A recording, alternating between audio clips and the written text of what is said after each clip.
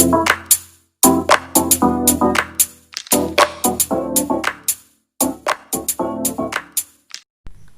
सभी का स्वागत है उपेंद्र कोचिंग ऑनलाइन के मंच में।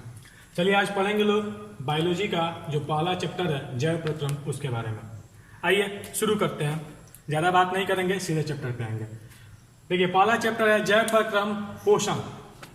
जैव प्रक्रम लाइफ प्रोसेस में पढ़ना है पोषण के बारे में, ठीक है। तो आइए शुरू करते हैं। जैव का मतलब होता है जीवन। जैव प्रक्रम को पढ़ने से पहले हम जीवन के बारे में समझ लेंगे, और जीवन को समझने के लिए हमें समझना होगा सजीव और निर्जीव में क्या अंतर है। आप बोल रहे होंगे कि 10वां में आ गए फिर भी अभी तक सजीव और निर्जीव का अंतर समझ रहे हैं। तो आज तक आपने जो भी समझा है कि सजीव उसे बोलते हैं जो गति करता है, जो उत्सर्जन करता है, जो प्रजनन करता है, उसे सजीव बोलते हैं। और ये सारी प्रक्रियाएं जिनमें नहीं होती है उन्हें निर्जीव कहते हैं, नॉन लिविंग। शुरुआत हुआ है चैप्टर किसका है? जैव प्रक्रम का। जैव प्रक्रम में आता है क्या?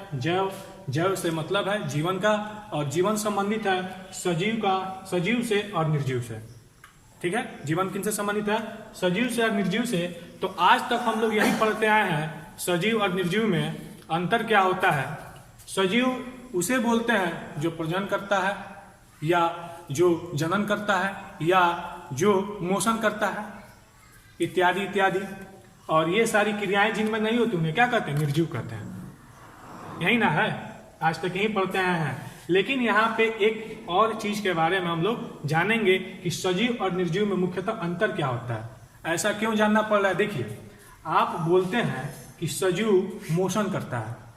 सजीव क्या करता है? मोशन करता है। सजीव में गति होता है। तो देखिए, जो पौधा होता है, जो पेड़ होते हैं, जो पौधे होते हैं, वो गति नहीं करते हैं। फिर उन्हें सजीव की श्रेणी में क्यों रखे हुए हैं?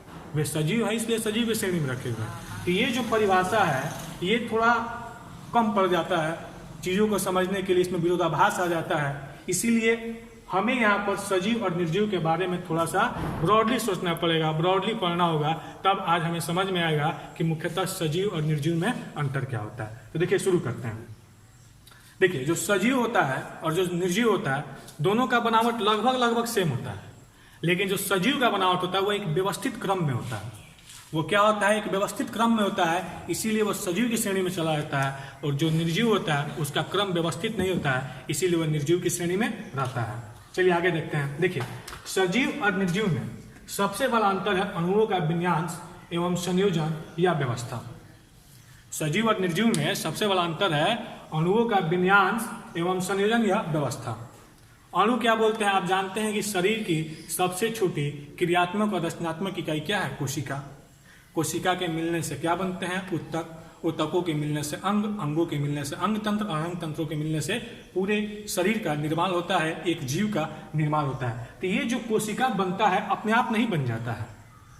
जो भी कोशिका बनता है वो अपने आप नहीं बनता है, उसमें अणु मिलते हैं। अणु मिलकर क्या करते हैं? कोशिकाओं को बनाते हैं। तो जिस कोशिका में इन्हीं अणुओं का व्यवस्था, इनका संयोजन, इनका संयोजन एक व्यवस्थित रूप में रहता है, वह सजीव की श्रेणी में आ जाते हैं। और जिनमें ये अव्यवस्थित होते हैं वो निर्जीव हो जाते हैं। तो देखिए, यहाँ पे इसीलिए लिखा गया कि जीवित पदार्थों में अणुओं का विशेष रूप से संयोजन होता है, जबकि ऐसा निर्जीव में नहीं होता है। क्या नहीं होता है निर्जीव में? निर्जीव में ये नहीं होता है, अणुओं का विशेष रूप से संयोजन नहीं होता है, रैंडमली वे एक दूसरे से जुड़े रहते हैं, इसीलिए वे क्या हो जाते हैं? निर्जीव हो जाते हैं। लेकिन सजीवों में, जीवित पदार्थ में इन्हीं अणुओं का संयोजन का एक क्रम होता है, एक व्यवस्था होता है। तो इन्हीं क्रम और व्यवस्था, जब इस क्रम और व्यवस्था को फॉलो करते हुए जब अणु एक दूसरे से जुड़ते हैं तो आपको जीव द्रव्य का निर्माण होता है। किसका निर्माण होता है? जीव द्रव्य का। जब अणुओं का विशेष रूप से संयोजन होता है तो किसका निर्माण होता है भैया? जीव द्रव्य का होता है। यही जो जीव द्रव्य है जीवन का आधार है। ये जो जीव द्रव्य है यही जीवन का आधार है, और यही सजीव होने का प्रमाण है। और यही सजीव की श्रेणी में वस्तुओं को या इंसानों को या जानवरों को, जो भी जिसको भी बोले आप, उनको ये सजीव की श्रेणी में लाता है जीव द्रव्य। तो अब जानते हैं जीव द्रव्य बनता किससे है। तो देखिए, जीव द्रव्य को बनाने के लिए क्या किया जाता है? न्यूक्लियो प्रोटीन के साथ अन्य तत्वों के अणु को विशेष रूप से संयोजित करते हैं, तो उसे क्या बनता है, जीव द्रव्य बनता है। अब अन्य तत्व के अणु कौन कौन से होते हैं, उन्हें कैसे संयोजित किया जाता है, इस पर वैज्ञानिकों ने बहुत सारे खोज किए हैं, बहुत सारे प्रयोग किए हैं, लेकिन वहां तक नहीं पहुंच पाए कि जीव द्रव्य का निर्माण कैसे होगा। अन्यथा अगर खोज कर निकाल लेते हैं कि जीव द्रव्य कैसे बनता है, तो मानव की भी रचना करना या जानवर की रचना करना कोई बड़ी बात नहीं होती।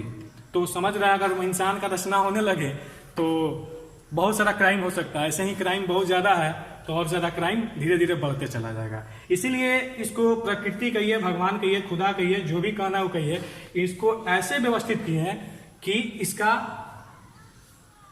कोई तोड़ नहीं है या कोई आज तक पता नहीं कर पाया। तो देखिए, जीव द्रव्य बनता है कैसे, न्यूक्लियो प्रोटीन को अन्य तत्वों के साथ, जब अन्य तत्वों के अणु जब मिलते हैं तो जीव द्रव्य बन जाता है, और यही जीव द्रव्य क्या करता है, आपको जीवन देता है। यही जीव द्रव्य क्या देता है, जीवन देता है। जान न्यूक्लियो प्रोटीन क्या है, थोड़ा सा जान जाते हैं न्यूक्लियो प्रोटीन क्या है। तो न्यूक्लियो प्रोटीन देखिए क्या होता है, यह एक प्रकार का प्रोटीन है। न्यूक्लियो प्रोटीन क्या है, एक प्रकार का प्रोटीन है। जब किसी प्रोटीन को न्यूक्लिक अम्ल अर्थात आरएनए या डीएनए के साथ मिलाया जाता है तो क्या मिलता है, हमें न्यूक्लियो प्रोटीन मिलता है। थोड़ा समझिएगा, जब किसी प्रोटीन को न्यूक्लिक अम्ल आरएनए या डीएनए के साथ मिलाते हैं तो क्या मिलता है, न्यूक्लियो प्रोटीन मिलता है। और न्यूक्लियो प्रोटीन को जब आप किसी अणु के साथ विशेष रूप से संयोजित करते हैं तो जीव द्रव्य मिलता है, और जब जीव द्रव्य मिलता है तो उससे क्या होता है, सजीव का जन्म होता है, सजीव की श्रेणियां उत्पन्न होती हैं। चलिए अब आगे बढ़ते हैं, और यहीं पर आपको विशेष अंतर समझ में आएगा कि सजीव और निर्जीव में मुख्य अंतर क्या है। इसमें कहीं कोई कंट्रावर्सी नहीं होगा, इसमें कहीं कोई विरोधाभास नहीं होगा। देखिए आइए पढ़ते हैं। इसमें उपस्थित अणुओं की गति को, किसमें उपस्थित, जीव द्रव्य में उपस्थित अणुओं की गति को आणविक गति कहते हैं, जो सजीव होने का सबसे बड़ा लक्षण है। जिस जीव द्रव्य में अणु गति करते हैं, मोशन करते हैं, वही सजीव होगा। जिसमें ये मोशन नहीं पाया जाता है, जिसमें जीव द्रव्य नहीं पाया जाता है, वो क्या होता है, निर्जीव होता है। इसको समझने के लिए एक बहुत ही बढ़िया एग्जाम्पल है विषाणु वायरस का। ये बोला जाता है सजीव और निर्जीव की बीच का कली है। ये क्या है, सजीव और निर्जीव के बीच का कली है। कैसे समझे, ये वास्तव में विषाणु निर्जीव है। आप देख ही रहे हैं कोविड-19 जो आया हुआ है, कोरोना नोवल वायरस, कैसे कैसे प्रकोप दिखा रहा है। इसी के वजह से हम लोग यहाँ पर उपस्थित हैं, ऑनलाइन के मंच पे पढ़ा रहे हैं। तो ये जो विषाणु होता है, वायरस, ये मुख्यतः निर्जीव होते हैं, फिर ये सजीव भी हो जाते हैं, फिर ये क्या होते हैं, सजीव भी हो जाते हैं। तो एक टाइम पे ये निर्जीव और दूसरे टाइम पे सजीव, दोनों रूप में ये हो सकते हैं। एक ही विषाणु, जो विषाणु अभी निर्जीव है वो विषाणु क्या हो सकता है, सजीव हो सकता है। इसीलिए ये कहा गया है कि जो विषाणु होते हैं वह सजीव और निर्जीव के बीच की कड़ी होते हैं। बीच का जो कड़ी होता है वो क्या होता है, विषाणु होता है। कैसे, तो इसको समझा जाए। विषाणु निर्जीव होता है, ये इसलिए निर्जीव होता है कि जब तक यह बाहर रहता है, किसी सजीव के संपर्क में नहीं रहता है, तब तक इसके अणुओं में, इसके कोशिकाओं में, इसके जीव द्रव्य में किसी प्रकार का कोई भी गति नहीं देखा जाता है। लेकिन जैसे ही किसी सजीव शरीर को यह संक्रमित करता है, क्या करता है, जैसे ही यह किसी सजीव शरीर को संक्रमित करता है तो इसके अणुओं में एक आणविक गति उत्पन्न हो जाती है। और आपको अभी ही बताया है कि आणविक गति होने का क्या मतलब है, सजीव। आणविक गति होने का मतलब क्या है, सजीव। तो जैसे ही विषाणु किसी सजीव शरीर के संपर्क में आता है, अर्थात उसको संक्रमित करता है, तो इसमें एक विशेष प्रकार की गति उत्पन्न हो जाती है, अर्थात आणविक गति होने लगती है। तब ये क्या हो जाता है, निर्जीव से सजीव बन जाता है। तो आप अभी तक आप समझ गए होंगे कि सजीव और निर्जीव में बेसिक डिफरेंस क्या है। यही है कि जिसमें आणविक गति होगा वह सजीव होगा, और जिसमें यह आणविक गति नहीं पाया जाएगा वह क्या होगा, निर्जीव होगा। समझ गए? चलिए, हम लोग तो समझ गए कि सजीव और निर्जीव में क्या अंतर होता है। ये पूरा जो चैप्टर है, पूरा जो अध्याय है, इसमें सजीव के बारे में पढ़ना है। तो अब हम पढ़ लेते हैं कि सजीव का व्यवस्था या सजीव का संरचना कैसे हुआ होता है। तो आपको पढ़ाते समय पहले ही एक बात बोले हैं कि जो शरीर का या जो सजीव होता है उसका जो सबसे छोटी या रचनात्मक या क्रियात्मक इकाई होती है वो क्या होती है? कोशिका होती है। कोई भी सजीव शरीर अगर बना हुआ है तो उसका सबसे छोटी या रचनात्मक या क्रियात्मक इकाई क्या होती है? कोशिका होती है। कोशिका से ही उत्तक बनता है और उत्तक से ही अंग बनता है, अंग से ही अंगतंत्र बनता है और अंगतंत्र को मिलने से क्या बनते हैं? जीव बनते हैं। जब कोशिकाएं मिलती हैं तो क्या बनाती हैं? उत्तक बनाती हैं, टिश्यू बनाती हैं। जब उत्तक मिलते हैं तो अंग बनाते हैं, ऑर्गन, और जब बहुत सारे अंग मिलते हैं तो अंग तंत्र का निर्माण करते हैं, ऑर्गन सिस्टम, और बहुत सारे अंग तंत्रों के से मिलने के बाद क्या बनता है? जीव बनता है। ठीक है, समझ गए कि सजीव का संरचना कैसे हुआ है। अब आगे बढ़ते हैं, आते हैं तो मिलता है हमें जैव प्रक्रम, जो चैप्टर का शीर्षक है जैव प्रक्रम। तो देखिए आप समझते हैं, वे सारी क्रियाएं जिनके द्वारा जीवों का अनुरक्षण होता है, वे सारी क्रियाएं जिनके द्वारा जीवों का अनुरक्षण होता है अर्थात मेंटेनेंस होता है, उसे क्या कहते हैं? जैव प्रक्रम कहते हैं। मतलब क्या है? जैसे मान लीजिए कि हम लोग खेलते हैं, कूदते हैं तो कभी कभी हाथ टूट जाता है, तो हाथ टूट जाता है यानी पैर टूट जाता है, यानी हड्डियों के टूटने के बाद उनका जो मरम्मत होता है वह किस में आता है? जैव प्रक्रम में आता है। उसी को बोलते हैं अनुरक्षण या मेंटेनेंस, यानी शरीर में वृद्धि करना, टूट फूट का मरम्मत करना, उसी को बोलते हैं मेंटेनेंस या अनुरक्षण। और ये क्रियाएं जिसके अंतर्गत होती है उसे क्या कहते हैं? जैव प्रक्रम कहते हैं। तो ये जैव प्रक्रम कोई एक स्टेप का काम नहीं है, ये बहुत सारी क्रियाओं के मिलने से होता है। जैसे पोषण भी किसके अंतर्गत आएगा? जैव प्रक्रम के अंतर्गत आएगा। श्वसन भी इसी के अंतर्गत आएगा, परिवहन भी इसी के अंतर्गत आएगा, उत्सर्जन भी इसी के अंतर्गत आएगा। इन सारे और सारे भी आते हैं। इन सारी क्रियाओं के मिलने के उपरांत क्या होता है? जैव प्रक्रम होता है, लाइफ प्रोसेस होता है। कौन कौन सी क्रियाओं के द्वारा? Nutrition, respiration, transportation, emission. अर्थात पोषण भी किसका हिस्सा है? जैव प्रक्रम का हिस्सा है। श्वसन भी किसका हिस्सा है? जैव प्रक्रम का हिस्सा है। परिवहन भी किसका हिस्सा है? जैव प्रक्रम का हिस्सा है। उत्सर्जन भी किसका हिस्सा है? जैव प्रक्रम का हिस्सा है। और इन सारे चीजों को एक एक करके हम लोगों को आगे पढ़ना है।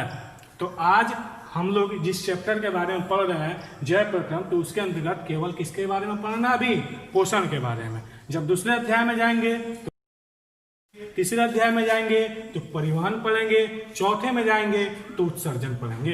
अभी किसके बारे में पढ़ रहे हैं लोग? पोषण के बारे में। तो आइए पोषण देखते हैं। पोषण वह विधि जिससे जीव पोषक तत्वों को ग्रहण कर उनका उपयोग करते हैं, क्या कहलाता है? पोषण कहलाता है। वह विधि जिससे जीव क्या करते हैं? पोषक तत्वों का ग्रहण कर उनका उपयोग करते हैं, वो क्या कहलाता है? पोषण कहलाता है। ये पोषक तत्व में आपको कार्बन हो सकता है, ऑक्सीजन हो सकता है, फास्फोरस हो सकता है। फास्फोरस लेने से क्या होता है? फास्फोरस लेने से हड्डियों में मजबूती आती है। ठीक है, ये सारे पोषक तत्व हैं, जब इनको ग्रहण किया जाता है और इनका उपयोग किया जाता है तो उसी को कहते हैं पोषण। समझ गए कि जैव प्रक्रम क्या है या सजीवों का रचना कैसे हुआ है और पोषण क्या है। यहाँ तक हो गया। अब आगे बढ़ते हैं। तो देखिए, पोषण भी दो प्रकार के होते हैं, एक स्वपोषण और दूसरा परपोषण।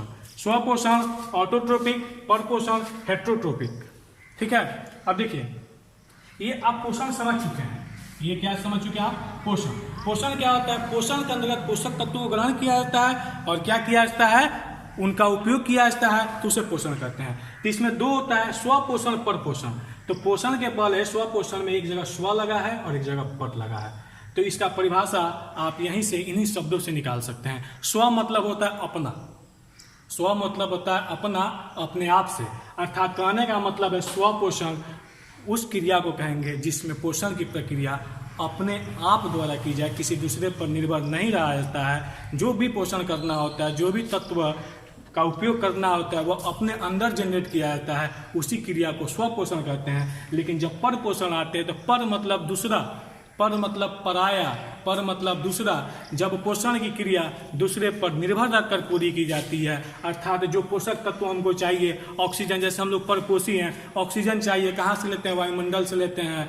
कार्बन डाइऑक्साइड चाहिए, कहाँ से लेते हैं? वायुमंडल से लेते हैं। फास्फोरस ये कहाँ से लेते हैं, दूध पीते हैं तो उससे फास्फोरस मिलता है, प्रोटीन चाहिए फास्फोरस दूध से मिलता है। ये सारी चीजें किससे आती है, दूसरे चीजों से आती है, दूसरे स्रोतों से आता है। तो जो पोषण की प्रक्रिया दूसरे पर निर्भर रहकर दूसरे स्रोत से पोषक तत्वों को लेकर की जाएगी, वो किस में आ जाएगी भैया, पर पोषण में। और वह पोषण जिसमें जो भी पोषक तत्व लेना हो खुद अपने अंदर जनरेट करेंगे और पोषण करेंगे तो उसे क्या कहेंगे, स्वपोषण कहेंगे। जैसे स्वपोषण का उदाहरण है पौधे और पर पोषण के उदाहरण हम लोग, आप, हम, ये सभी किसके उदाहरण है, पर पोषण के उदाहरण है।